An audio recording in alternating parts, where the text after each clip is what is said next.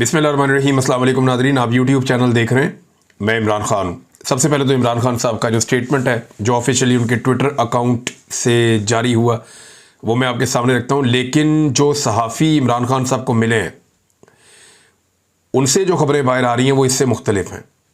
वो ये कह रहे हैं कि इमरान खान साहब ने जेल में जो बातें की वो इससे बहुत ज़्यादा सख्त थी, और जो पाकिस्तान तहरीक इंसाफ के सोशल मीडिया ने इमरान खान साहब का स्टेटमेंट सोशल मीडिया पे यानी एक्स के ऊपर जारी किया वो उतना सख्त नहीं है जितनी सख्त बात इमरान खान साहब ने की है। अब इन दोनों में फ़र्क क्या है मैं आपको बाद में बताता हूँ। पहले देखें इमरान खान क्या कह रहे हैं। तमाम पाकिस्तानियों को मुल्क पर मुसल्लत जुल्म के निज़ाम के ख़िलाफ़ हकीकी आज़ादी की तहरीक का हिस्सा बनना चाहिए ताकि हम हकीकी मानों में एक आज़ाद कौम बन सकें। हम यकजा होकर मुकाबला करेंगे तो ये जुल्मत का निज़ाम ज़रूर ज़मीन बोस होगा। 5 अगस्त को शुरू होने वाली तहरीक इस वक्त तक जारी रहेगी जब तक मुल्क में जमहूरियत अपनी असल रूह के साथ बहाल नहीं हो जाती। अब अवाम निडर हो चुके हैं, हर खौफ का बुत टूट चुका है। 5 अगस्त के बाद 14 अगस्त की तारीख भी इस सिलसिले में अहम तरीन है। 14 अगस्त 1947 को हमने बैरूनी गुलामी से आज़ादी हासिल की थी। अब हमें गुलामी की इससे भी बदतर सूरत हाल का सामना है जहाँ तमाम इदारों को अपाहिज करके सारे बुनियादी हुकूक मुअत्तल कर दिए गए हैं। जैसे हमारे आबाओ अजदाद ने अंग्रेज़ों के ख़िलाफ़ जद्दोजहद करके आज़ादी हासिल की थी, हमें भी इस करप्ट निज़ाम से आज़ाद होना है और ग़ुलामी को ठुकराना है। पीपल्स पार्टी और नून लीग आसिम मुनीर के लिए वैसा ही कठपुतली का किरदार अदा कर रही हैं जैसा काफ लीग ने मुशर्रफ के लिए किया था। उनका किरदार सियासी जमात का नहीं, एस्टेब्लिशमेंट के पॉलिटिकल फ्रंट का है। इसी आड़ में करप्शन और लूट मार का सिलसिला भी जारी है। 77 साल लगाकर पाकिस्तान में मुश्किल से चंद इदारे खड़े हुए थे जहां बार बार मार्शल लॉ लगते रहे जिसने इस अमल को दुश्वार बनाया, मगर फिर भी इदारे मौजूद थे। लेकिन आसिम मुनीर के मार्शल लॉ ने सिर्फ अपने इक़्तिदार की तवालत के लिए इन इदारों को भी एक एक करके तबाह कर दिया है। सबसे पहले इंतखाबी फ्रॉड करके अवाम का वोट चोरी किया गया और चोरों को मुल्क पर मुसल्लत करके जमहूरियत का खात्मा किया गया। फिर मीडिया का गला घोंट दिया गया, मुल्क में बदतरीन सेंसरशिप लगाई गई और अब अदलिया को 26वीं आईनी तरमीम करके एक सरकारी इदारा बना दिया गया है। ऊपर से लिखी लिखाई सज़ाएं जजेस के हाथ में थमा दी जाती हैं। जज खुद उसका एतराफ़ करते हैं कि हमारे हाथ में कुछ नहीं है, जो हमें थमा दिया जाता है हम इसी पर साइन करके दे देते हैं। इस वक्त मुल्क में अदलिया मुकम्मल मफलूज है। यहाँ कैंगरू कोर्ट्स चल रही हैं जो हर तरह से कानून की धज्जियाँ बखेर रही हैं। इन अदालतों से इंसाफ की कोई तवक्को नहीं है। ये अदालतें कानून की नहीं सिर्फ आसिम लॉ की पैरवी करती हैं। इसी के मुताबिक सब ट्रायल चलेंगे और सजाएं होंगी। ये सब ट्रायल ऑन रिकॉर्ड हैं। आज नहीं तो कल सब पर हकीकत अयां होगी कि किस जज ने इंसाफ की पैरवी के बजाय यजीदे वक्त की पैरवी की। रावलपिंडी, लाहौर, सरगोदा और फैसलाबाद की अदालतों के जरिए हमारे पार्टी रहनुमाओं, मेंबरान असेंबली और कारकुनों को झूठे केसेस में सजाएं दिलवाकर हमारी तहरीक का रास्ता रोकने की एक और नाकाम कोशिश की गई है। हक परस्ती की पादाश में सजाओं की हकदार ठहरने वाली पार्टी लीडरशिप और कारकुनान को खुसूसी खराज तहसीन पेश करता हूँ। सिकंदर सुल्तान राजा ने हाई कोर्ट की अपीलों का इंतजार किए बगैर हमारे मेंबरान असेंबली को नाअहल करार दिया। तारीख जब लिखी जाएगी सिकंदर सुल्तान राजा का नाम स्याह तरीन हरूफ में दर्ज होगा। इस शख्स ने 1.5 साल में 17 सीटों वाली जमात को 2/3 अक्सरियत दिलवाने में सबसे अहम किरदार अदा किया है। मुल्क का निज़ाम इनके हाथ में दे दिया गया है जिन्होंने अवाम का वोट और पैसा दोनों चुराया। जो लोग आइन और जमहूरियत के साथ खड़े हैं इनको जेलों में डाल दिया गया ताकि इस मुल्क में कोई जमहूरियत का नाम लेवा ना हो। हमारे जो मेंबरान असेंबली नाजायज़ तरीके से नाअहल किए गए उनकी जगह ज़िमनी इंतखाबात में किसी को खड़ा नहीं किया जाएगा, क्योंकि इन लोगों ने कई तरह की मुश्किलात झेल कर इंतखाब लड़ा था और मुसलसल तहरीक इंसाफ के साथ खड़े रहे। लिहाजा ज़िमनी इंतखाबात में तहरीक इंसाफ हिस्सा नहीं लेगी। अली अमीन को वाज़ेह पैगाम देता हूँ कि खैबर पख्तूनख्वा और कबायली इलाकों में वफाक को एक और फौजी ऑपरेशन की हरगिज़ इजाज़त नहीं देनी चाहिए। फ़ौज और अवाम के आमने सामने आने से फ़ौज का इदारा तबाह होता है। ऑपरेशन किसी मसले का हल नहीं है, वहाँ के निज़ाम के मुताबिक बातचीत से मसाइल हल करें। अफ़गानिस्तान हमारा मुसलमान हमसाया मुल्क है, उनके साथ भी ताल्लुकात बेहतर होने चाहिए और मसाइल पर बैठ कर बात करनी चाहिए। ये इमरान खान साहब का स्टेटमेंट जो है ये उनके ट्विटर हैंडल पे शेयर किया गया, लेकिन कुछ चीज़ें ऐसी हैं जो वहाँ शेयर नहीं की गई और पीटीआई ने थोड़ा गुरेज किया। यानी इमरान खान साहब ने सहाफ़ियों के बकौल ये कहा कि अगर गंडापुर एस्टेब्लिशमेंट के सामने स्टैंड नहीं ले सकता और ऑपरेशन को नहीं रोक सकता तो फिर वो इस्तीफा देकर किसी और को मौका दे जो स्टैंड ले और ऑपरेशन को रुकवा सके। एक तो सहाफ़ियों ने यह बात बताई कि अली अमीन गंडापुर के लिए बड़े सख्त अल्फाज इमरान खान साहब के कि अगर वो ऑपरेशन नहीं रोक सकता तो फिर इस्तीफा दे, किसी और को मौका दे, वो आके रोक ले ऑपरेशन। और अगर एस्टेब्लिशमेंट के सामने स्टैंड नहीं ले सकता तो फिर किसी ऐसे को मौका दे जो आगे स्टैंड ले सके। एक तो स्टेटमेंट ये रिपोर्ट हुआ जो कहा गया, और दूसरी एक और चीज़ कि खैबर पख्तूनख्वा में ऑपरेशन आसिम मुनीर एक प्लान के तहत करवा रहा है ताकि खैबर पख्तूनख्वा में पीटीआई को ख़त्म किया जा सके। एएनपी भी खैबर पख्तूनख्वा में ऐसे ही ख़त्म हुई थी, एक प्लान के तहत पीटीआई को ख़त्म करने की कोशिश हो रही है। आसिम मुनीर जिन्हें लेकर आया वो हारे हुए लोग हैं, ये भी जनाब इमरान खान साहब ने कहा, और ये इमरान खान साहब का टोटल स्टेटमेंट था। अब अली अमीन गंडापुर साहब ने उसके बाद एक स्टेटमेंट दिया। एक तो उन्होंने इमरान खान साहब के आखिरी पैराग्राफ को रिपीट किया जिसमें यह चीज़ नहीं है कि अली अमीन गंडापुर किसी ऐसे को मौका दे जो एस्टेब्लिशमेंट के सामने स्टैंड ले पाए और जो ऑपरेशन को रोक पाए या ऑपरेशन होने से मना कर पाए। तो अब ये वाली बात तो इसमें थी नहीं, लेकिन फिर भी गंडापुर साहब ने इमरान खान साहब का आखिरी पैराग्राफ उठा के लगा दिया जिसमें इमरान खान साहब ने कहा जी कि ऑपरेशन मसले का हल नहीं है और फौजी ऑपरेशन जो है वो नहीं होना चाहिए, ऑपरेशन की इजाज़त हरगिज़ नहीं देनी चाहिए। तो अली अमीन गंडापुर साहब ने उसके बाद लिखा, खान साहब आपकी सोच को समझते हुए खैबर पख्तूनख्वा में हमने कबायली जरगे शुरू कर दिए हैं। 2 अगस्त 2025 को भी वो कह रहे हैं जी हमने ये अब बता रहे हैं कि वज़ीर आला खैबर पख्तूनख्वा की मेज़बानी में ऑल पार्टीज़ कॉन्फ्रेंस के बाद अमन व अमान से मुताल्लिक़ इलाकाई जरगों के इनेकाद का सिलसिला शुरू कर दिया गया है और वज़ीर आला हाउस में एक जरगा मुनक़्क़द किया गया है। ज़िला खैबर और औरंगज़ेब के ट्राइबल सब डिवीज़न और वहाँ के जो ब्यूरोक्रेट हैं उन सबको शामिल किया गया है। कबायली अमायदीन को और 6 मेंबरान कौमी और सूबाई असम्बली को शामिल किया गया है। एक सेनेटर को भी इसमें शामिल किया गया है। और इसके बाद वज़ीर आला के मुशीर बराए इत्तलात और चीफ सेक्रेटरी आईजी पुलिस के अलावा मुतल्लिका कमिश्नर डिप्टी कमिश्नर भी जरगे में मौजूद थे। अब ये वो बता रहे हैं जनाब हम तो जरगे कर रहे हैं और हमने अमन बहाल करना है और तरक्की से मुंसलिक करना है। मादनियात जो हैं वो किसी भी किस्म के वसाइल जो हैं वो ना मांगे गए हैं, ना किसी को हम देंगे और ना दिए जा रहे हैं। जरगे को तमाम तर ताउन और वसाइल फराम किए जाएंगे। अब ये गंडापुर साहब ने जरगों में डाल दी सारी बात। हालांकि वज़ीरिस्तान में मुकम्मल कर्फ्यू नाफिज कर दिया गया है, ये भी एक रियलिटी है, और लगातार ऑपरेशन भी हो रहा है, ये भी एक रियलिटी है। एक तरफ मिलिट्री ऑपरेशन खैबर पख्तूनख्वा में जारी है, दूसरी तरफ गंडापुर साहब अपनी ज़बान से ये कहते हैं कि मैं मिलिट्री ऑपरेशन की इजाज़त नहीं दे रहा और ना ये हो रहा है। और तीसरा जो है वो जरगे कर रहे हैं और ये क्लेम करते हैं कि जरगों के फैसलों पर अमल दरामद होगा, जबकि जरगे एक ही बात करते हैं कि किसी सूरत कोई मिलिट्री ऑपरेशन नहीं होगा।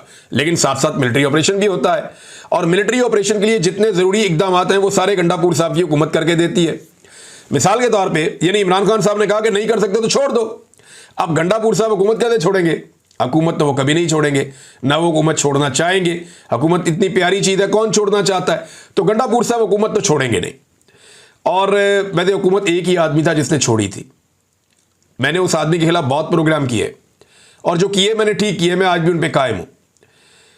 वो था उस्मान बुज़दार। उस्मान बुज़दार को जिस वक्त इमरान खान ने कहा हुकूमत छोड़ दे, उसने छोड़ दी। बाकी इमरान खान साहब जिसको कहते थे वो इधर बात करता था, यार मना करो खान साहब को। आप हुकूमत गिराने की बात होती थी तो परवेज़ इलाही साहब कहते थे यार मना करो खान साहब नू। जो महमूद खान साहब है वो भी नहीं चाहते थे हुकूमत गिराना। लेकिन सिर्फ एक ऐसा आदमी था जिसने 1 मिनट लगाया, जो उस्मान बुज़दार था। उसने हुकूमत छोड़ दी इमरान खान के एक दफ़ा कहने पे, शरीफ आदमी था। फिर जो उमर चीमा साहब है वो डट गए थे गवर्नर होने के बावजूद। उनको पता था मेरे साथ क्या होना है, लेकिन उमर चीमा ने परवाह नहीं की किसी बात की भी, किसी नतीजे की भी। लेकिन गंडापुर साहब को अब पता है वो हुकूमत में है तो इतनी आसानी से तो हुकूमत वो छोड़ेंगे नहीं। लेकिन अभी इस वक्त जो इतलात आ रही है उनके मुताबिक मुकम्मल तौर पर शुमाली वज़ीरिस्तान में कर्फ्यू नाफिज कर दिया गया है और सख्त इकदाम किए जा रहे हैं। तो ये एक तरफ वो कहते हैं जी हम ऑपरेशन नहीं होने देंगे, दूसरी तरफ ऑपरेशन के लिए तमाम तर सहूलतकारी जो है वो गंडापुर सरकार फराहम भी कर रही है। लकी मरबत में क्या हुआ, बहुत सारे लोग इसके बारे में पूछ रहे थे, जानना चाहते थे। तो मैंने वहाँ पे मकामी सहाफ़ियों से बात की। मेरी 3 सहाफ़ियों से बात हुई और मैंने सारी इन्फॉर्मेशन कलेक्ट की कि लकी मरबत में जो मासूम बच्चे शहीद हुए उन्हें किसने शहीद किया और कैसे किया गया। ये दो अलग अलग वाक़यात हैं। एक वाक़या होता है एक गांव में और वहां पे एक घर के ऊपर ड्रोन हमला होता है। सिक्योरिटी ज़राए बाद में कहते हैं जी ये ड्रोन आके गिर गया है और ये कोई क्वाड कॉप्टर है और ये कोई दहशतगर्दों का था, यहाँ आके गिर गया, तो इसकी कोई कंफर्मेशन हुई नहीं। यानी जो सहाफ़ी हैं उन्होंने कहा जी ये क्वाड कॉप्टर और वो जो गलती से गिरने वाला वो मामला नहीं है, ये ड्रोन अटैक था। जो सिंपल हमें समझ आ रहा है ये ड्रोन अटैक था और जो इसकी FIR दर्ज हुई वो भी नामालूम ड्रोन अटैक की ही एक FIR दर्ज हुई है। इस ड्रोन हमले में भी सही निशाना नहीं बनाया जा सका और एक मुअम्मर शख्स शहीद हो गया, उसके साथ एक बच्चा शहीद हो गया, 2 खवातीन बहुत शदीद जख्मी हो गई। तो ये ड्रोन हमला है जिसकी FIR हो चुकी। दूसरा वाकया है एक मार्टर गोला फटा है। कुछ लोग कह रहे थे कि ड्रोन हमला है, लेकिन वो क्लैरिटी आ गई, मेरी बात हुई सहाफियों से, तो ये मार्टर गोला नहीं, इसको RPG-7 कहते हैं। RPG-7 जो है वो एक रॉकेट लॉन्चर है। इसको पाकिस्तान की फौज भी इस्तेमाल करती है, इसको जो है वो तालिबान भी इस्तेमाल करते हैं, मुख्तलिफ जो दहशतगर्द तंजीमें वो भी इस्तेमाल करती है। ये जो RPG के गोले हैं और ये रॉकेट लॉन्चर है, ये हमने भी थोड़े दिन पहले उनके पास भी देखे हैं। वो जो कच्चे के डाकू हैं उनके कंधों के ऊपर भी रॉकेट लॉन्चर लगे हुए हैं, ज़रा पुराने मॉडल के हैं, लेकिन RPG यही है, RPG-7। और जो मकामी लोग हैं जो हथियारों को समझते हैं उन्होंने कहा जी RPG-7 था जो वहाँ पे फटा है। अब इसमें कुछ लोग ये कहते हैं और जो जख्मी बच्चे हैं वो भी ये बताते हैं कि ये कोई एक शोला सा आया आसमान की तरफ से, वो आकर गिरा और उसके बाद धमाका हो गया। लेकिन जो मकामी लोग हैं कुछ बच्चे जो जख्मी हुए वो ये कहते हैं कि हमें ये खेलते हुए मिला था, हम इसको लेकर आए और हम इसे खोलने की बच्चे को कोशिश कर रहे थे तो ये धमाका हो गया। ये 2 बातें वहाँ पे मशहूर हुई हैं। लेकिन ज़्यादा लोग ये कहते हैं कि शायद ये खेलने के दौरान बच्चे से खेल रहे थे। अब देखें, हमारे बच्चे खिलौनों के साथ खेलते हैं, पाकिस्तान की मिलिट्री एस्टेब्लिशमेंट जो है उनके सारे बच्चे खिलौनों के साथ खेलते हैं। जितने बड़े बड़े ताकतवर सियासतदान हैं उन सबके बच्चे खिलौनों के साथ खेलते हैं। लेकिन खैबर पख्तूनख्वा के कबायली इलाकों में बच्चे RPG के साथ खेल रहे हैं। क्यों? उनकी ज़मीन पे ये पहुंचा कैसे? उनकी ज़मीन पे ये पहुंचाया किसने? इसके साथ जिम्मेदार कौन है? कौन बताएगा कि आज खैबर पख्तूनख्वा के इलाकों में या कबायली इलाकों में जो आग लगी है, जो बलूचिस्तान में आग लगाई मुशर्रफ साहब ने, उसके लिए जिम्मेदार कौन है? कौन इसकी जिम्मेदारी कबूल करेगा? भुट्टी साहब को तो कत्ल कर दिया अपनी अकड़ के अंदर, परवेज मुशर्रफ ने मुक्का लहरा कर कि फिर मैं ये कर दूंगा, मैं वो कर दूंगा, तो फिर उन्होंने अकबर भुट्टी साहब को कत्ल कर दिया, वो शहीद हो गए। लेकिन उसके बाद से लेकर अब तक 10,000 लाशें हमने उठाई हैं और लाशें गिरने का सिलसिला आज भी जारी है। जबरी तौर पे लोगों को गुमशुदा कर करके भी कुछ हासिल नहीं हुआ। खवातीन को उठाकर जेलों में डाल दिया, कुछ हासिल नहीं हुआ। लगातार तशद्दुद की सियासत की जा रही है, वहां पे जबर इंसानी हकूक़ की पामालियां हो रही है। बलूचिस्तान में कुछ भी नहीं हुआ, होना भी नहीं है, ये पॉलिसी नहीं चलती होती। इसी तरह से खैबर पख्तूनख्वा के अंदर भी ये सारा कुछ किया गया। तो ये बच्चे बम के साथ खेल क्यों रहे थे? बम कोई लेकर आया क्यों वहां पे? ये बम की पॉलिसी पाकिस्तान में पाकिस्तान की मिलिट्री एस्टेब्लिशमेंट लेकर आई, ज़िया-उल-हक के दौर में लेकर आई, क्लैशनकोफ का कल्चर लाके पाकिस्तान में मुतारिफ करवाया और पूरी की पूरी एक नस्ल को बर्बाद कर दिया। उसके बाद नस्लों की कहानी शुरू हो गई और आज भी बच्चे जो है वो बम के साथ खेल रहे थे, अगर तो वो खेल रहे थे। अगर दूसरा मामला दुरुस्त है तो फिर ये कहीं से किसी ने फायर किया है, वो आकर बच्चों पे गिर गया। लेकिन ज़्यादा लोग ये कह रहे हैं कि ये इनको कई बच्चों को मिला है बम, वो इसको लेकर आए, ये रॉकेट लॉन्चर का जो बम है, और इसको वो कई बच्चे खोल रहे थे और धमाका हो गया। अब इसमें 2 साल से लेकर तो 11-12 साल तक के बच्चे हैं, 5 जो शहीद हो गए। 3 बच्चों की हालत इंतहाई तशवीशनाक बताई जा रही है, जिनमें एक 2 साल का बच्चा है जिसके सर के अंदर पट्टी बंधी हुई है। खुद वो जर्नलिस्ट देख कर आया, उसने कहा जी उसकी जान बहुत खतरे में, वो बच्चा अनकॉन्शियस है, नहीं पता उसके साथ अब क्या होगा। तो नादरीन, ये है वो सूरत-ए-हाल जो मैंने आपके सामने शेयर कर दी। इसमें एक जो ड्रोन हमला वो भी मैंने आपको बताया। अब इमरान खान साहब के बेटों के हवाले से जो फाइनल खबर आई वो ये आई कि उन्होंने वीज़े अप्लाई किए हुए हैं और उनके ट्रैकिंग आईडीज़ भी आ गए हैं, बल्कि मैंने इसको सोशल मीडिया पे शेयर भी किया था। इमरान खान साहब के दोनों बेटों के ट्रैकिंग आईडीज़ मौजूद हैं जो उन्होंने वीज़े अप्लाई किए हैं पाकिस्तानी एम्बेसी में, और दोनों ट्रैकिंग आईडीज़ एक सलमान का है और एक कासिम का है।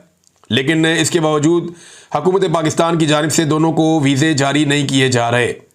अब ये दोनों के ट्रैकिंग आईडीज़ यानी मैं आपको ये शो भी कर देता हूँ, ये आप देख लें अपनी स्क्रीन पे, और ये पाकिस्तान तहरीक इंसाफ ने भी मेरे ख्याल में अब बता दिया है। तो ये उनके दोनों बेटे वो पाकिस्तान आना चाहते हैं, लेकिन उन्हें आने से रोका जा रहा है। वो हुकूमत जो उन्हें पहले चैलेंज करती थी अब उन्हें आने नहीं दे रही। नाज़रीन, जो अमेरिकन डॉक्टर्स की तंजीम है उन्होंने न्यूयॉर्क टाइम के अंदर एक इश्तिहार छापा इमरान खान साहब के हवाले से, ताकि अमेरिका में वो इम्पैक्ट क्रिएट कर सकें। तो इमरान खान की जो कैद है, जुल्म है, बर्बरियत है, उसके ऊपर आसिम मुनीर साहब के बारे में जो इमरान खान साहब का स्टेटमेंट है कि अगर मुझे जेल में कुछ हो गया तो फिर जिम्मेदार आसिम मुनीर साहब होंगे। फिर साथ में बताया गया कि इमरान खान साहब की 2 साल जेल कैसी रही, बिजली बंद की गई, तंगो तारीख जगह पे रखा गया, 6x8 का एक सेल है, किस तरह की वो ज़िंदगी गुजारते हैं, और 22 घंटे उन्हें बाहर रोशनी में खुला नहीं छोड़ा जाता, खुली हवा में उन्हें अंदर बंद किया जाता है, उनसे इंफॉर्मेशन ले ली जाती है, यानी उनसे ज़राए बंद कर दिए जाते हैं, अखबारात या टेलीविज़न ये बंद कर दिए जाते हैं। कई महीने उनकी फैमिली के साथ मुलाकात नहीं करवाई जाती, पार्टी की लीडरशिप से मुलाकात नहीं करवाई जा रही। तो ये सारा कुछ बताया जो कुछ इमरान खान साहब के साथ हो रहा है, और जो कुछ जिस तरह मंसूबा बनाया गया है, जिस तरह गैर कानूनी तरीके से उनके ऊपर केसेस चलाए गए हैं, और इमरान खान साहब इसके लिए किसको जिम्मेदार समझते हैं। तो वो स्टेटमेंट भी इमरान खान साहब का लगाया गया कि वो हाफिज सैयद आसिम मुनीर को जिम्मेदार समझते हैं इस सारी सूरत हाल के लिए। तो नाज़रीन, एक और ख़बर मैं आपके साथ शेयर करता हूँ, ये ज़रा आप देखें। ये हमारे दोस्त हैं ज़ईम लगारी साहब। ये गए जनाब लाहौर में नून लीग के जलसे में। इनको पहले ISI उठाकर दे गई थी ज़ईम लगारी साहब को, इसलिए कि इन्होंने मरीम नवाज के खिलाफ खबर दी थी, और ये अभी भी बात नहीं आ रहे। ये चले गए जनाब नून लीग के जलसे में, और वहाँ जाके जलसागाह में बिल्कुल सामने स्टेज लगा हुआ है। नून लीग ने बड़ी तैयारियाँ की, बड़े स्पीकर लगाए, माइक लगाए, म्यूज़िक लगाया, बहुत लाइटिंग शाइटिंग की, बड़ा बंदोबस्त किया नून लीग ने। जनाब अगस्त का महीना शुरू हो गया, हम एक जलसा करेंगे, तगड़ा जलसा करेंगे। वो पता चला उधर बंदे ही नहीं आए, लोग आए ही नहीं।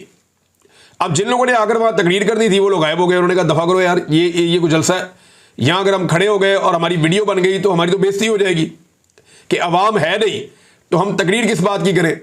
तो नून लीग का जलसा गया बढ़, फारग हो गया। अब ज़ईम लगारी साहब ने देखा कि वहाँ पे जो कारकुन खड़े हैं, वहाँ कोई 30-40 लोग खड़े थे। पूरा जलसा बंदोबस्त बहुत पूरे जलसे का है, लेकिन 40-50 लोगों से ज़्यादा नज़र नहीं आ रहे। कुछ इक्का दुक्का पुलिस वाले भी खड़े थे, सिक्योरिटी देने के लिए वहाँ पे आसपास फिर रहे थे। तो उन्होंने ना जो मकामी जो वहाँ पे लोग खड़े हुए थे उनसे जानना चाहा कि यार आपकी क़यादत किधर है, जलसागाह आप पहुँच गए हैं, जलसागाह बन गई है, सामने क़यादत मौजूद नहीं है, तकरीर कोई क्यों नहीं कर रहा, और ये क्या हो रहा है यहाँ पे।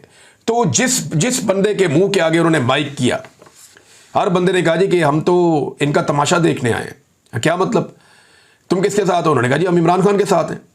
यानी नून लीग के जलसे में जिन लोगों को बुलाया गया, जिन लोगों को लाया गया, वो सारे लोग भी जनाब किसके साथ हैं? इमरान खान के साथ हैं। और मुझे हैरत हो रही थी वो सारा सुन के कि आज नून लीग की ये दुर्गत बन गई है। देखें, PMLN की जो लीडरशिप है, नवाज शरीफ की फैमिली, उनको तो समझ नहीं आएगी। उन्होंने तो जो बात अब समझ ली है सियासत में, वो बूट पॉलिशी करेंगे अब हमेशा, और उन्हें अब मकबूलियत से गरज भी कोई नहीं है। उनकी तो लॉटरी लगी हुई है, जब तक लगी हुई है, और उन्होंने भाग जाना है सारा कुछ छोड़ छाड़ के। लेकिन जो असल मुस्लिम लीगी हैं, जो शुरू से मुस्लिम लीग के अंदर शामिल हैं, जिन्होंने मुस्लिम लीग के लिए कुर्बानियां दी हुई हैं, वो लोग या वो लीडर, वो तो ये सोच सकते हैं ना कि ये क्या कर दिया हमारी पार्टी के साथ। आज एक जलसा करने की कैपेसिटी नहीं छोड़ी। ज़ाती ताल्लुकात की बुनियाद पे कोई बंदे बुला ले तो बुला ले, अदरवाइज नज़रिए के ऊपर PMLN का कारकुन बाहर निकलने के लिए कारकुन बचा ही नहीं, लोग है ही नहीं। आप माइक निकालते हैं, लोग कहते हैं बाहर सड़कों के ऊपर, अक्सर मैंने इंटरव्यू करवाए, लोग कहते हैं जी हम PMLN में थे, अब हमें अच्छे नहीं लगते, हम इमरान खान को सपोर्ट करेंगे, क्योंकि वो डट कर खड़ा है पूरे सिस्टम के सामने और पाकिस्तान के लिए बात कर रहा है। तो सूरत हाल जो है ना वो बड़ी मुख्तलिफ हो गई है। नाज़रीन, एक और ख़बर है, ये ख़बर मैं आपके साथ शेयर करता हूँ, और ये बड़ी अजीबोगरीब और अफसोसनाक खबर है। नादिर बलोच साहब ने यह खबर दी है, और ये सुनने के बाद मुझे तो बड़ी तकलीफ़ हुई है। यानी जो कैदी होता है ना, वो तो बेचारा मजबूर होता है ना, उसको जो आप देते हैं खाने के लिए वो खा लेता है, उसको आप जो पीने के लिए पानी देते हैं वो पी लेता है, उसके पास ऑप्शन कोई नहीं होती ना, वो आपकी कैद में है। आज़ाद तो नहीं है कि अपनी मर्ज़ी से कोई चीज़ खा ले या अपनी मर्ज़ी से कोई चीज़ पी ले।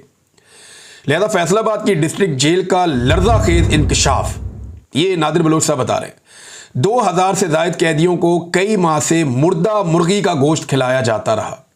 ये मुर्दा मुर्गी जो होती है ना, ये बहुत सस्ती मिलती है, बहुत ही सस्ती मिलती है।